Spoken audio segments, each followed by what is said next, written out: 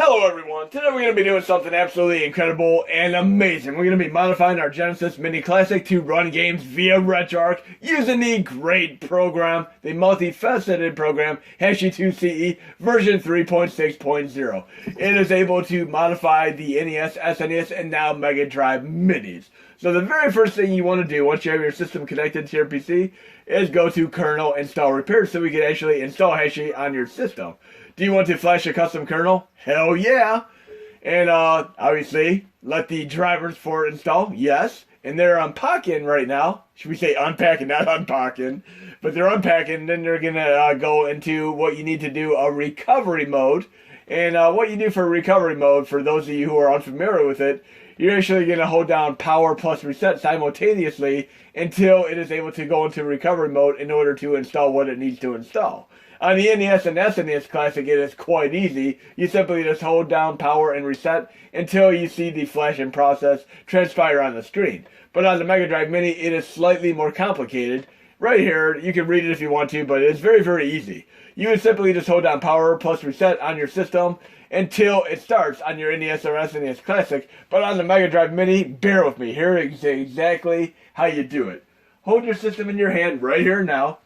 Push the power button, and then immediately after powering on, hold down the reset button, and then look for the red LED light to disappear. Bam! Let go. So again, hold the power button, and then push reset until the red LED light disappears, approximately 2.5 seconds, and then you're going to have Hakchi install on your Mini Genesis Classic. If you, by chance, have your cat bump the keyboard, or your dog just jump on you because he wants to play some games, you're going to end up getting a USB right here. So try it again from the get-go. Again, power on, and then hold down reset until the red LED light disappears. And obviously, if you want to play games, we're going to have to install RetroArch, some cores, aka emulators, and then get some games onto the system. And unfortunately, we only have about 150 megabytes of NAND internal flash memory to work with for right now until we repartition it. In contrast to the NES Classic, which has about 330 megabytes, and the SNES Classic, which has about 220 megabytes. So these new mini classics keep going down in relative NAND memory specifications. We have roughly 500 megabytes on the PlayStation Classic, which is a whole new ball game. And I'm kind of hoping when the TurboGrafx 16 Mini comes out next year, we have even more. I'd really love to have just a few gigs to work with from the get-go here. But obviously, madmonkey came up with this awesome thing called USB host, so we can actually connect an OTG device to the NES and SNES Classics, and connect a flash drive and or hard drive, controllers, mice, and so on, and play stuff like Road Rash on PlayStation 1, Castlevania Symphony of the Night with a full CD soundtrack, and so on. Here, done, you can upload games to your NES or SNES Mini now. Obviously, we can do this for the Genesis too. Don't pay attention to any of this stuff at all. These are only for the SNES and NES Classics. Sorry, I need a drink there. But the next thing you're going to do is go to modules, and there are two different ways you can do this. We're going to go to KMFD mods right here. And you can grab all of them right via Hakchi. I mean, I have a few legal files I have here. Cheat files, say for instance I want to install cheats for NES. I just simply download it, just like this. Bam, it downloaded. I can go to cores. And say I want to play Sega Genesis. I'll go down, and these are by system right now. I'll go down to the Sega portion. We have Sega, Mega Drive, Game Gear, Master System, and CD. We'll download that. Once you have all you downloaded, close this. I would recommend just downloading them here. Don't do it that way. Just download them. Go to modules, install extra modules. And once you actually download them, or put them in your archive, I'll show you exactly how this works. You're going to go into the Hakchi directory. User mods are where all these HMods install. And some of these ones that are in folder structure are actually customizable. And I'm going to show you what I mean here as I go through the process. So we're going to go to my Mega Drive Mini folder here. These are the games that I want to put on the system. And again, we have about, right here, 147 0.4 megabytes of working memory right now. So we don't want to go over that at all. I'm going to show you what happens if you try to go over it. But we're going to run entire 2600 games. We're going to go down to exactly which core we need to run that, which would be Stella. And if you click on any of these, you'll see the information. And obviously, a lot of this information pertains to the NES and SNES classics, which would be the command lines. You have to manually type these in order to play them. But for the Mega Drive Mini, you're going to load these directly, and I'm going to show you this. But we emulate the Atari 2600 with Stella. So here we go. And you can scroll right up and down these and see what systems do what, just like that if you want to. Now we're going to do Amiga, which unfortunately requires BIOS, but I have a nice thing in place to make installation of BIOS nice and easy. We're using PUA Extreme here. Again, emulated system, Commodore Amiga, but right here, prerequisite BIOS, system, and then you need kick ROMs and such. I'm going to show you exactly how these work. I have an actual HMod for this that you can customize and install all these BIOS here. And I also just did an Amiga tutorial in the last month or two, so you can watch that as well. But we're going to go to that BIOS HMod right now. And we're going to click it, and you can actually scroll down and see information. Say, for instance, I want to run Sega Genesis Core. It runs Sega CD games. I need to have the BIOS, CD, E, J, and U, and the HMod. And I'm going to go to the folder exactly where it is right now. And you can go right down the list and see all of them. But Master BIOS module, go right to the root. And then right here I have Dreamcast BIOS, right here. And Naomi BIOS for the arcade, Thomas Wave and Naomi conversions. These are Sega CD BIOS for Europe, Japan, and USA. These right here are obviously Intellivision BIOS. And these are for Amiga right here. These and this. And then last but not least, we have PlayStation BIOS for USA, Europe, and Japan. And then the TurboGrafx CD BIOS. So you can install that once you have them all in there and you're good to go. So I have that clicked and I have them already in there. And then we're going to install this Lego BIOS that you need in order to run hard drive images for the Amiga core right here. This HMod will allow direct WHD load support for the PUA Extreme core. Nice and easy. Prerequisite BIOS that tells you exactly what it is. I have more information here. So we have that. Now we're going to do Final Burn Alpha, which is like MAME, just its own thing. So we're going to go to install that as well. And I accidentally closed that, so let's click these one more time. Master BIOS module, the WHD load for PUAE. We need Stella for Atari. Make sure I don't close that again by accident. Then we need PUA Extreme. For, of course, the Amiga. Then we need Final Burn Alpha. And we have a few variants here. I would recommend using Final Burn Alpha 2016. And again, you have all that crucial information right to the right here. Say, for instance, you want to run Neo Geo games. You have to copy and paste Neo Geo zip, which is around 1.4 megabytes, into that HMod for the Master BIOS module, and then install it. Okay, we're on Intellivision. I do have the BIOS in that one thing. And this runs with free INTV right here. And we have the information there. Then we're going to run MAME, and we're going to use my personal variant, MAME 2003 Extreme. Click that.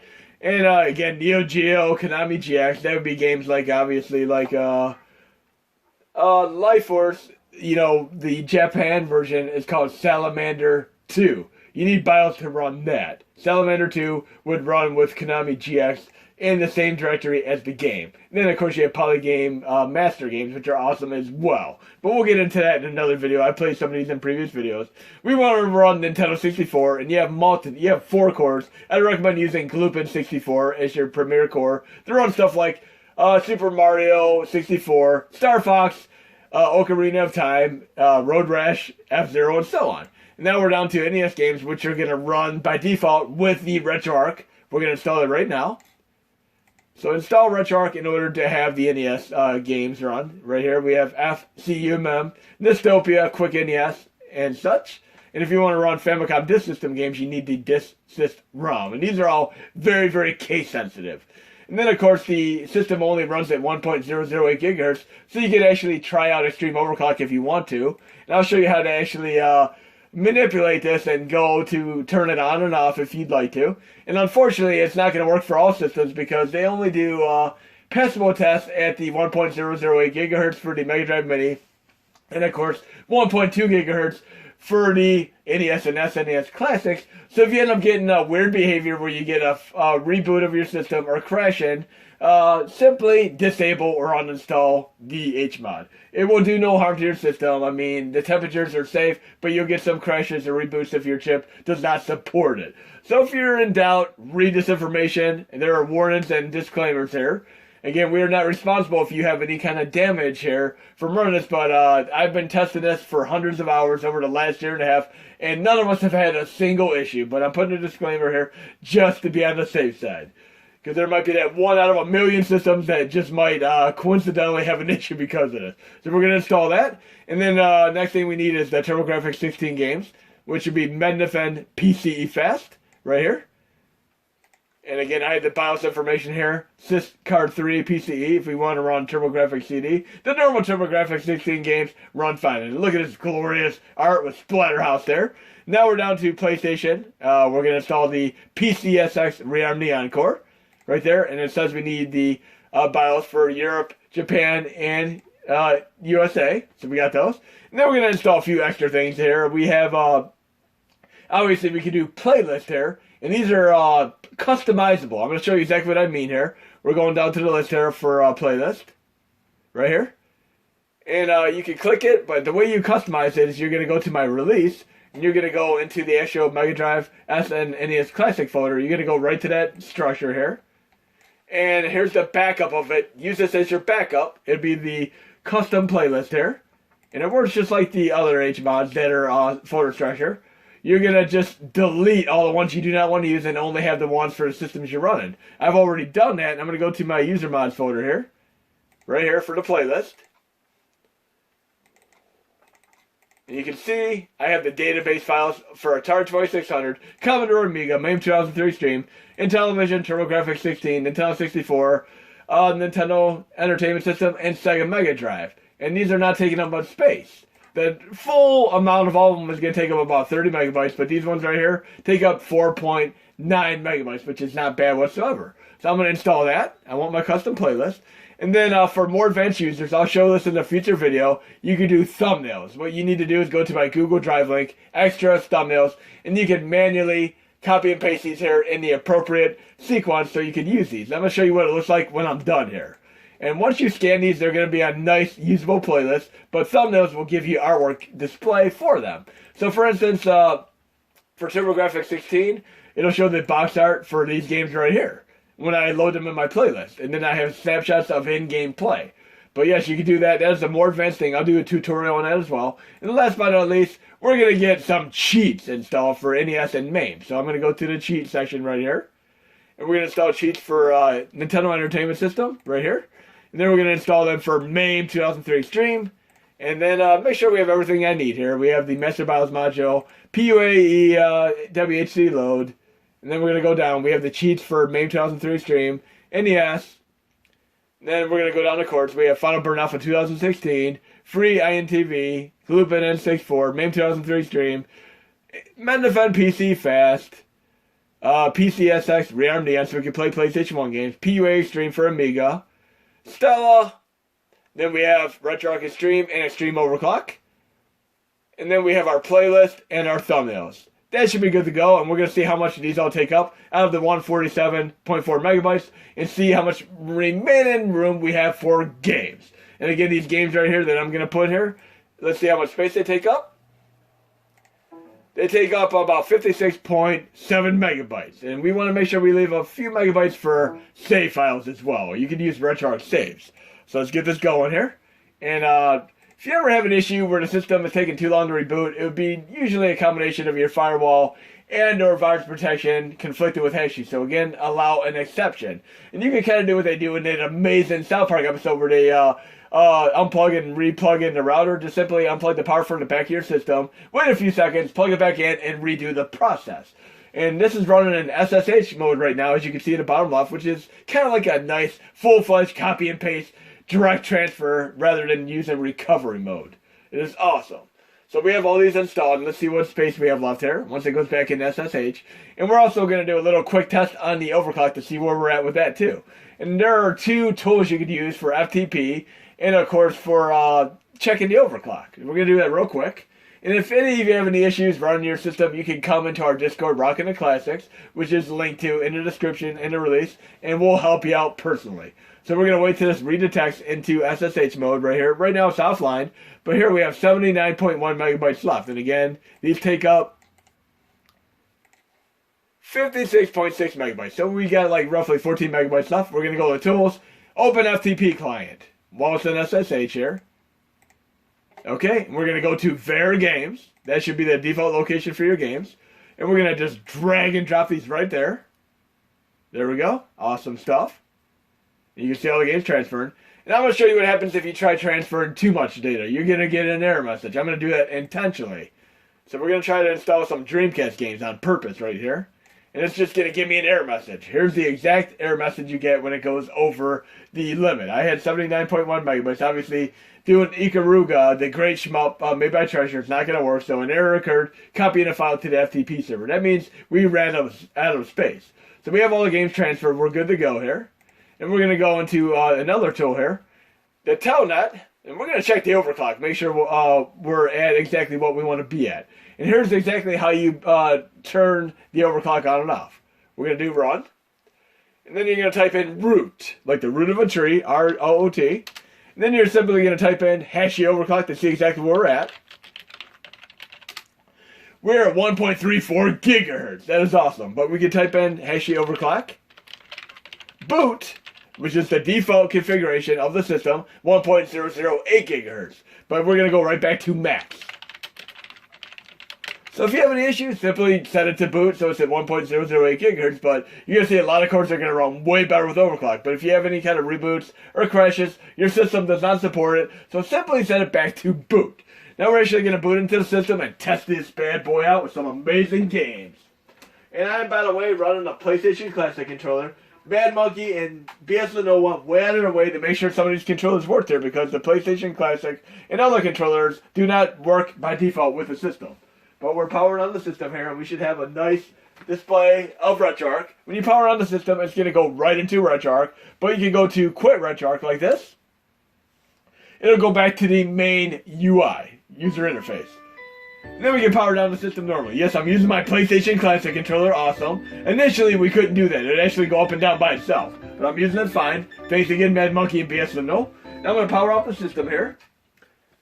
And I'm going to show you another way you can do it. I mean, obviously, we exited RetroArch and we're on the main user interface. Now we're going to power back on and we're going to get right back into RetroArch.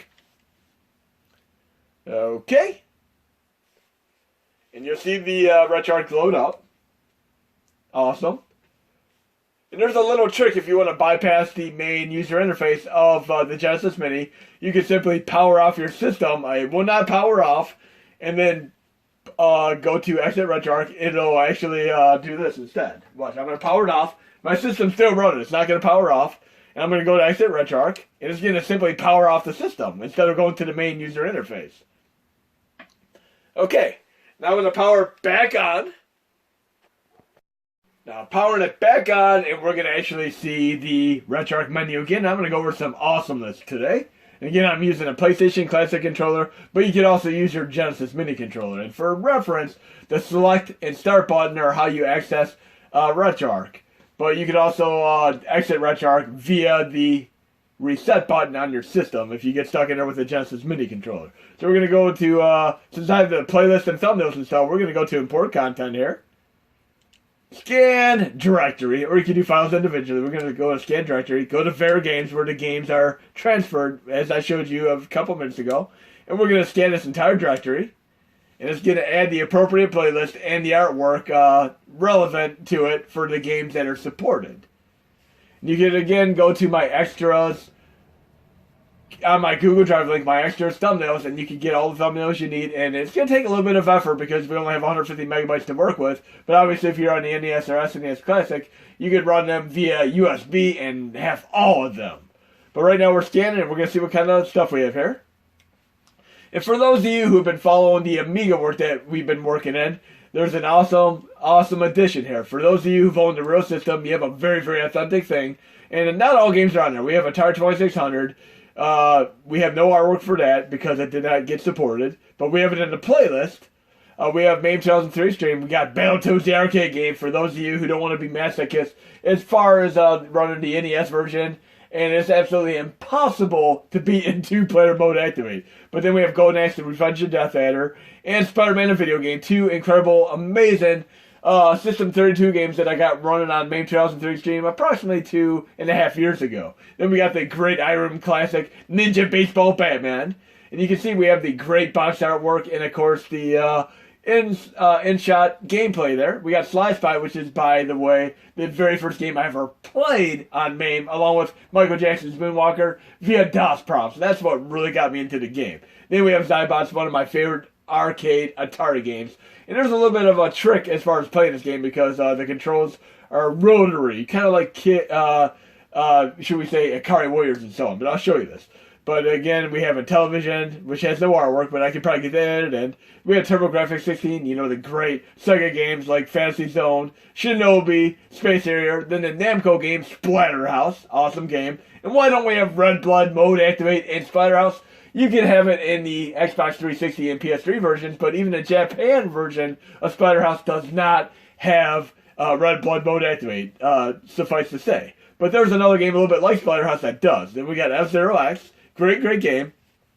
And remember, I'm playing with the PlayStation Classic controller, which does not have analog controls, but I'm going to show you how to run F-Zero X with it. Then last but not least, we have some Nintendo games. Afterburner. These unlicensed games, in contrast to the ones that are on TurboGrafx 16 and or, of course, Sega Master System, just destroy the Nintendo versions. These are awful games. Afterburner, Fantasy Zone, these are bad ports. Mighty Final Fighter is amazing. Mike Tyson's Punch-Out! I need to add to artwork. We have Narc, which is blasphemous, nowhere near the arcade version representation, but very funny to play nonetheless. Shinobi, Space Harrier, Splatterhouse, then we have an unreleased Zybots prototype. But the very first thing we're going to do here is play a game that's not in my playlist. We're going to go to Low Content, Start Directory, Vera Games. And for those of you who own a real Amiga, the new addition is the ability to have disk loading sounds, kind of like a floppy disk. And check it out for yourself here. We're going to go to Amiga. We're going to load this great game with some of the most awesome music you could ever hear. Apidia. ADF right here. And you can also do RetroArch saves. I'm going to show you how to do saves today as well. But them sound effects are actually floppy disk loading sounds. So it's like your system has a drive connected to it. How awesome is that, guys and gals? But listen to this incredible music. And again, thank you, Danaman827, madmonkey, and of course, bslenul, who helps out with RetroArch stream and some of the stuff tested on a very regular basis. He got some incredible coding in place, such as the save fixes for the Zelda tablet games, which I'll do a tutorial on as far as you guys and gals running this on the Mega Drive Mini, but most of you on the NES and SNES Classic already know how this works. But we're going to get some incredible music going on here. The same guy who did the music to this also did music for, of course, Turrican and Mutant Power 3D. And here we have a trainer here. Yes, you can play Amiga games with trainers, but we're just going to start the game as is here. And it's loading! How awesome is that? For those of you who had the row system, so authentic! And this music right here kind of reminds me of Phelios, that great Namco mythological inspired shmup here. But here we go with the incredible music here. And you have a charge blast like right in a game like Super R-Type. Okay? Check it out. So we can actually just push the fire button manually, or we can hold it down and do a charge blast. This is so awesome. I love this parallax scrolling, which is something you really see prominent in the Sega Genesis. I kind of consider the Amiga like a very much more glorified Genesis Mini. Then I got my butt handed to my already here. This is a very tough game. Wait till you get some later stages in this game with crazy, insane levels of parallax scrolling inspiration. You will never see this type of parallax scrolling on the Super Nintendo and or of course the Super Famicom. We have true blast processing on the Mega Drive Mini and now the PUAE running Amiga games. And let's check this out for a brief moment. We'll try a few more games. Hopefully I can get a little bit in this game. There we go. Just pay attention to your throttles because this is not at all an easy game. Fire comes out of nowhere. It's almost like playing like a Bug's Life shmup game. Kind of like Agony is another great Amiga shmup for those of you who know it. Like playing Clash or Wrath of the Titans. Oh great, I'm going to use my charge blast on you, dude. We don't want to be taken out here. We want to at least try to get to the first boss, if we can. But again, this is not an easy game. And one thing I really enjoy here is the fact that music does not end or restart when you die. It actually just continues. That is awesome. Some games get really annoying because you try to get to a cool part of the music and then you die and have to restart the entire music over again. Okay, we should be getting kind of close to a boss here. Oh yeah, we took out the butterfly. Ah, I should only have 1 life left there. I'm very, very close to the boss, so I'm sure of this. But if we fail, we can come back and try again, because that is how shmups work. I'm definitely going to be doing more shmup awesomeness there. Again, if I die, I'm just going to come back to this game another time. Let's try it one more time again here, 3rd time's the charm. I have a feeling I'm going to be taken out here in short working order. And speaking of Halloween, that's coming out in the next week, I've been watching a bunch of horror movies, and there's this particular movie that I watched it. It's kind of cool for those of you who ever saw Drive Angry. And okay, I got taken out. We're gonna go to another game. We're actually gonna load an NES game now, and we're gonna go to my playlist. But yeah, definitely check out Updated. Amazing game. We're gonna go to Nintendo right now, and we're gonna load up Mighty Final Fight, and we're gonna run that with the FTW mem core. Run. Here we go. And this game, if you have the appropriate controller with something more than a B or A button, you're going to be able to do Turbo Fire mode activate. And for those of you who ever use Turbo Fire on games like Capcom games such as Cadillacs and Dinosaurs, of course, the great, veritable, awesome Genesis and arcade classic Punisher, and even games like Final Fight made by Capcom, these are games that run about 16 times per second when you do Turbo Fire. These are amazing. So here you go. We'll check it out for right now. And we got Cody, Guy, and Hagar. Even the SNES version only had Cody and Hagar, and you had to play Final Fight Guy to have the 3rd character. And some of you might be familiar with the custom OST, which runs on the NES and SNES Classic. You can still run it here, and I'll do a tutorial for it, but we also have a level up system, kind of reminiscent of Double Dragon. I love games with level up systems. But right now we're just doing normal B and A, but you can hold down X and or Y to do Turbo Fire mode activate. Check this out. Now we're really playing with power. Plus we got Overclock Extreme activated, and we're at 1.34 gigahertz. We can easily level up, and by the time you get to level 6, you're doing some crazy moves. And we got the Hurricane Kick, something that you'd expect in a game like Double Dragon 2. And you definitely can't get anywhere in Double Dragon 2 until you master the arc of your jump. Jumping up and then doing the jump button with the kick at the very arc of your jump. Kind of like playing, who is this, M. Bison? Or somebody from Rambo. But if you ever played Revenge of Shinobi and you do the high arc of your jump and then you push the shuriken attack button, you can do like a downward spiral. Yeah, Nine Inch Nails is a great band of shurikens that deflay everywhere. If you go to settings, you can actually do unlimited shurikens, which I'd highly recommend and makes the game even better. By the way, the same guy did the music for Revenge of Shinobi as well as Streets of Rage, and it definitely shows. Let's do some more crazy jumps using B and A together. That Hurricane Kick. And obviously we're taking our energy down because of this special move. So we'll use it sparingly.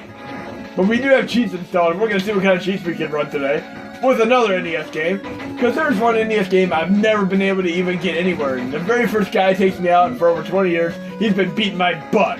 But we're going to talk about horror movies today too as well, because again, I've been watching a bunch of horror movies lately. And I love Drive Angry, and I'm a big fan of the My Bloody Valentine 3D remake made by the same guy. This guy did a new movie just recently, came out in theaters in the last week. I watched it. It is a straight up slasher flick, and there's like more deaths in 30 minutes in the movie than most movies. Like even the typical Nightmare on Elm Street movie only has about a half dozen deaths, compared to this movie literally having that many deaths in 3 minutes alone. It's crazy. But yes, Mighty Final Fight is awesome. Now we're going to load up Mike Tyson's Punch-Out, and I'm actually going to do a RetroArch save right now, so we can save the game. We're going to go into main menu, quick menu, actually settings, input. Remember to settings, input. Down to Hakchi binds, and we can actually load and save state. We're going to program this to the L1 to load it, and R1 to save it. And you can push start to take it off if you don't want to have it activated. But we're going to activate it again, save with R1, load with L1, and we're going to go back to the game, and we're going to save it. Now I have the game saved, so watch what happens. I can get hit by a barrel here, or whatever.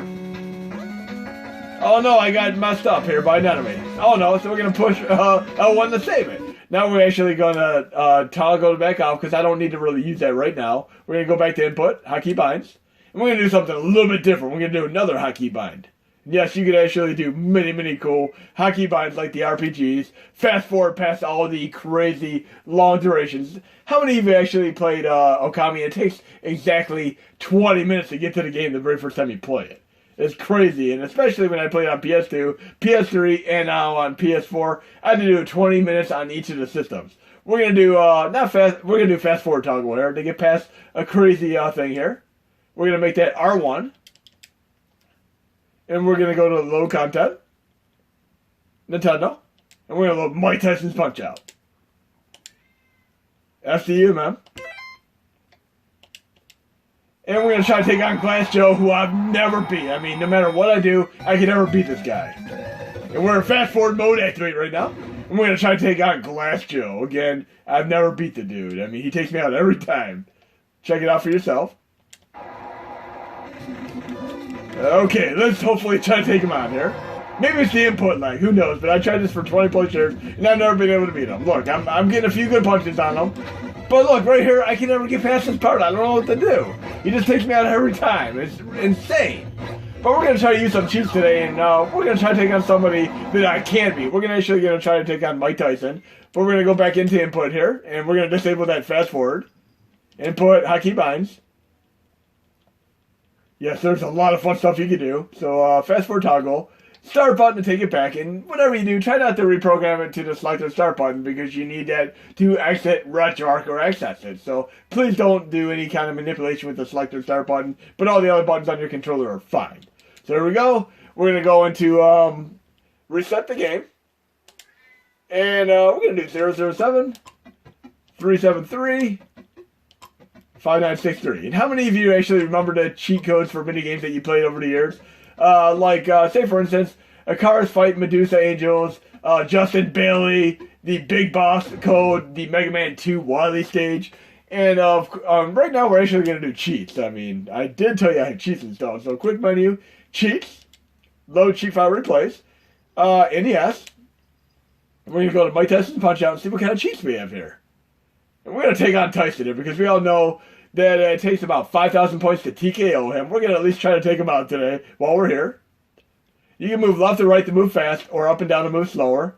We're going to do the Mike Tyson's Punch-Out Game Genie codes. And I do have a custom H-mod. You can do your own cheats if you know how to do it. I'm about to do a tutorial on how to do your own cheats, but we're actually going to do Infinity Health. Why not? Refill stamina between rounds. I mean, Overkill. Never lose hearts. Never lose stars. Take even less damage.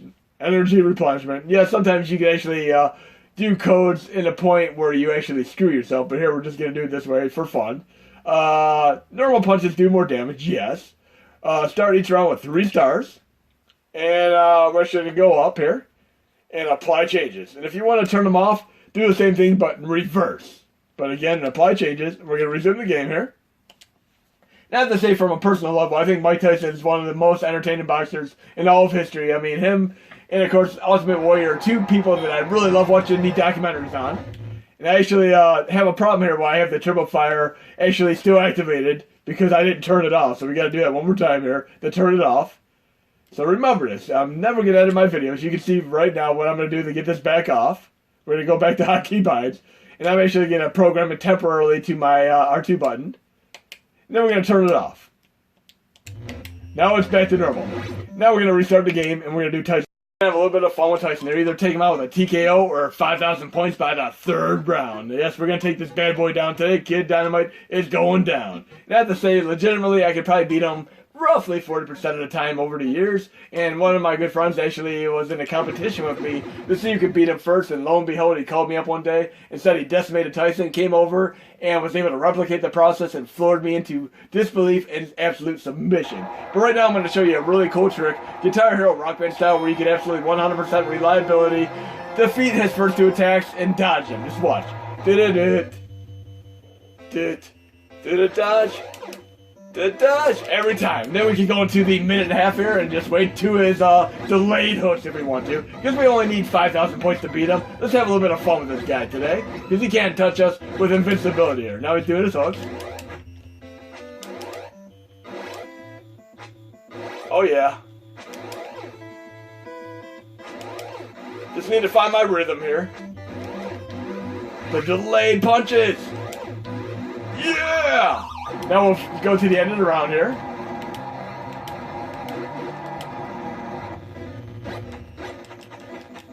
We only need 5,000 points. Can we beat him this way? Now he's gonna do those boot scooking boogie kick punches, kind of like Parap and Rap on crack. Let's check it out, see if we can take him out. Round 2 here. We just need 5,000 points, guys and gals, and we got this in the bag. But these punches here are actually kind of hard to dodge. He does approximately 8 of them in a row. I'm waiting for that hook.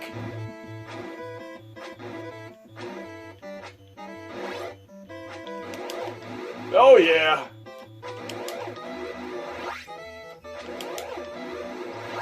We got this. Except he got his energy back and screwed me.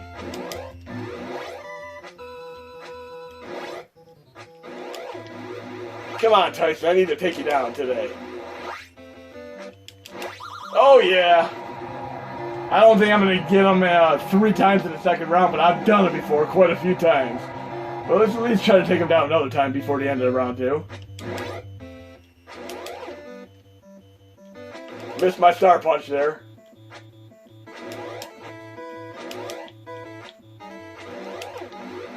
Oh yeah.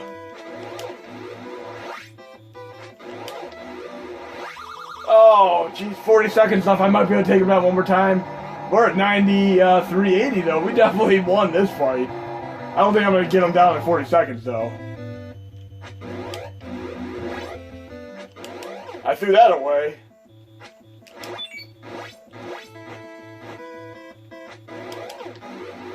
Oh, jeez. Okay, we got the 3rd round here. We can actually fast forward too if we want to though. We're going to do one arcade game, and then I'm going to show you how to actually uninstall your kernel and get back to stock. But I'm definitely going to be taking on Tyson in future videos here. Legitimately, too.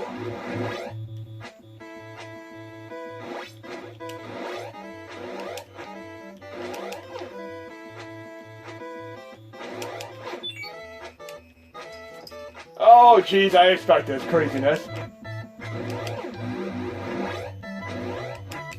Or we can just give up and fast forward if we want to. Kind of hoping I knock him down one more time, though. Oh, jeez, you're screwing me, Tyson.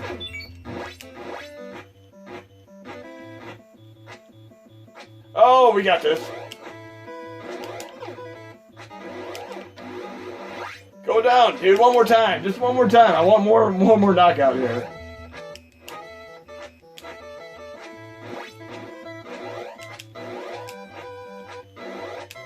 Oh, we won in any case. Just dodging practice today. Okay, we beat him. Let's see the ending real quick. I need a little more practice here, obviously. Mac, obviously. Now we're going to go to another arcade game real quick for the final game. We're going to do Golden Axe, the Revenge of Death Adder. Incredible game. We're running with MAME 2003 Extreme. And then we're going to use drones. I'd have to say this is one of the games that has actually been the most difficult for many people to run, but it is an absolutely awesome, awesome game. Okay, we're going to pick the stackable characters here. We'll pick the Dwarf and the Warrior here.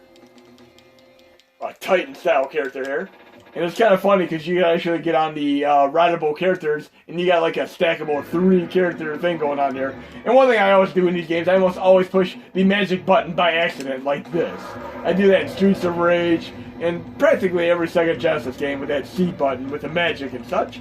But we're going to get a little bit into this, and you can see this is running amazing with the overclock on MAME 2003 Extreme on the Mega Drive Mini. At 1.008 GHz, it does not run nearly this good. We'll do a couple quick arcade games, and then I'm going to uninstall the kernel and show you how to get back to stock. And then we'll do more videos and get the release out within the next day or so. I need more magic. Obviously, we have cheat codes if we want to use them too. I should have activated a cheat code. You can push R2, go into cheats. Let's try this. Enable disable cheats. Infinity magic. Yes. Then we're going to do a quick restart. And check it out with magic. Infinity magic. And we'll pick a different character. We'll pick the one that has some nice magic going on here. There we go. And we're doing infinity magic right now, guys and gals. And we'll try maybe 2 more quick arcade games. Okay. We're going to do an American Gladiator attack on the first 2 enemies. And then we're gonna do some crazy magic. And guess what? We still have magic. We can do unlimited magic now. I'll get back up. I'll take you back down with unlimited magic. Go ahead, I dare you to get back up again. Oh yeah, stop whipping that person. I'll take you out with unlimited magic.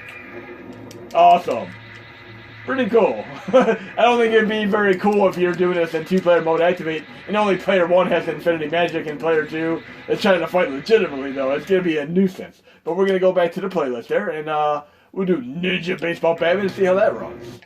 Here we go. Ninja Baseball Batman, an incredible Iron game, which did not get notoriety until it came to emulation many years later. In the arcade, it was actually flop, and I believe there were only 1,000 actual arcade units in the United States where I hail from. And we got the characters like Jose Canseco, Ron Sandberg, Roger Clemens, Daryl Strawberry. So here we go. Again, I'll do another video of more gameplay, but we need to close up shop here. We'll just do a couple more quick arcade games. And there's a little bit of lag in the beginning here due to encryption, but the general game plays awesome, as you can see. 1.34 gigahertz here. Great extreme overclock here. And don't even attempt to run this on any other core. It's going to run abysmally. But awesome, awesome stuff here. Never gets old. And this is a Neo Geo game, by the way.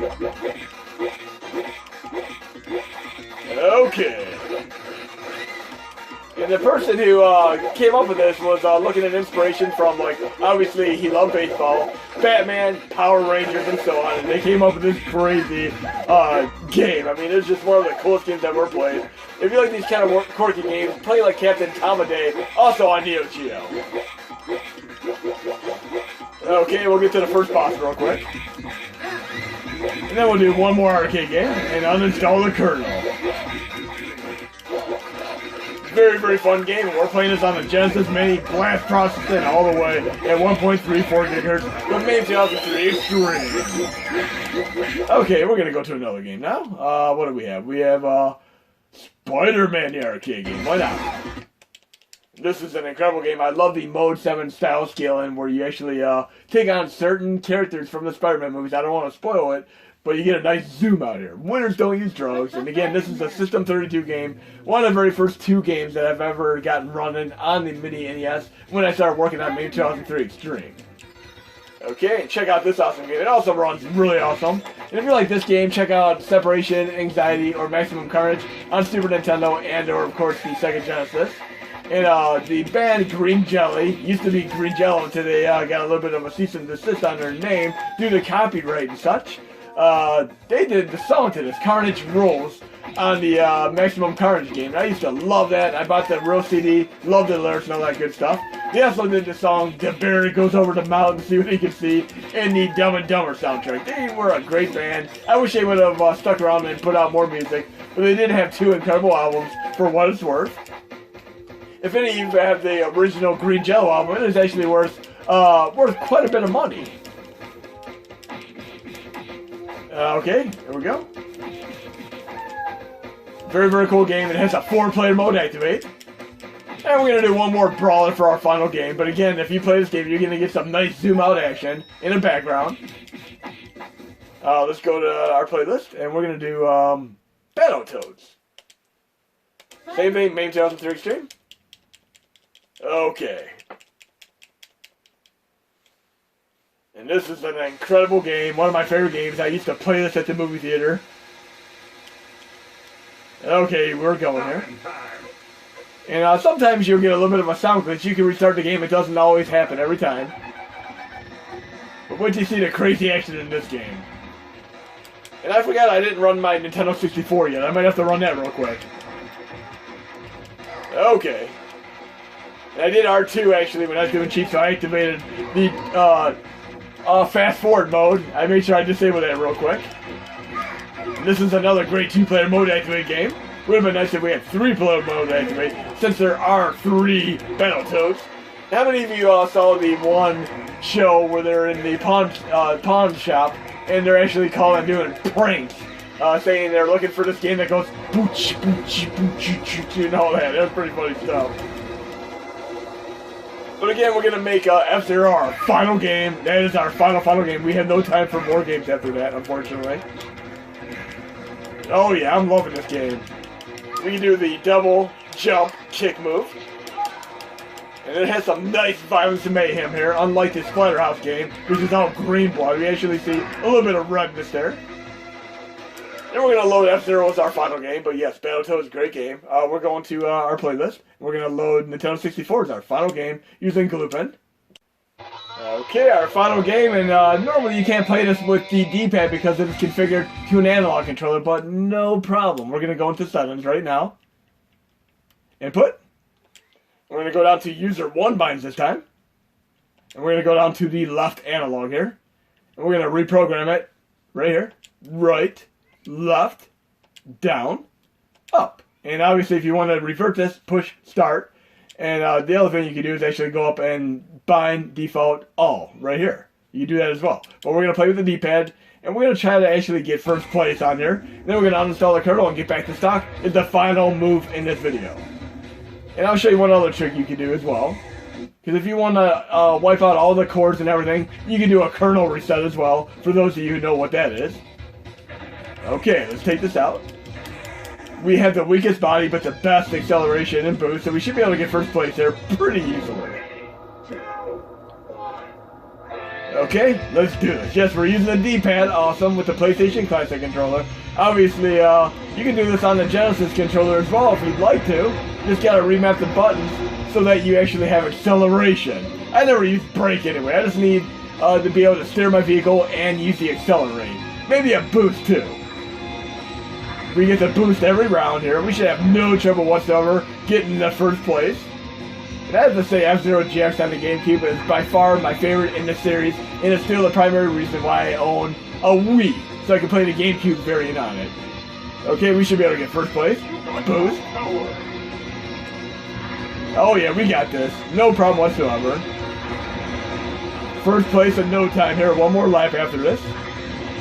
Then we just gotta uninstall the kernel. You can either do reset kernel to uninstall all the cores, all the games, every single modification you install except for Hakchi, or you can do the uninstall kernel, which is gonna revert your system right back to the original main Mega Drive. So you get to the main UI. Okay, we need first place there on the final lap. That's okay, I got this. My body is kind of weak here. I'm hoping I get some energy here. There we go, energy. We need first place. No, you don't have this on me. I get this. I can swing this victory here. Close. Oh yeah, first place, here I come. Great way to end this video, first place. Now we're actually going to go back to the system real quick. And we're going to uninstall kernel, and the system's going to be back at default. So we're going to go here, kernel, uninstall. And then it's going to simply remove everything from the system, and it's going to boot to the main user interface, and you're back in action. Just maybe 30 seconds or so. And hope you guys and gals enjoyed the video. The release will be out within the next day or so. And we should have no problem rebooting here. Everything's been run fine and dandy here. I have no firewall or virus protection, which is conflicting with Hakchi. Again, make sure you have nothing and you have exceptions for those. But hope you enjoyed the video. If you want to see any certain games running, let me know and I'll run them. And yes, Dreamcast games do work as well. Now we're going to go back to the system real quick and make sure it's back to stock. It's the final portion of the video.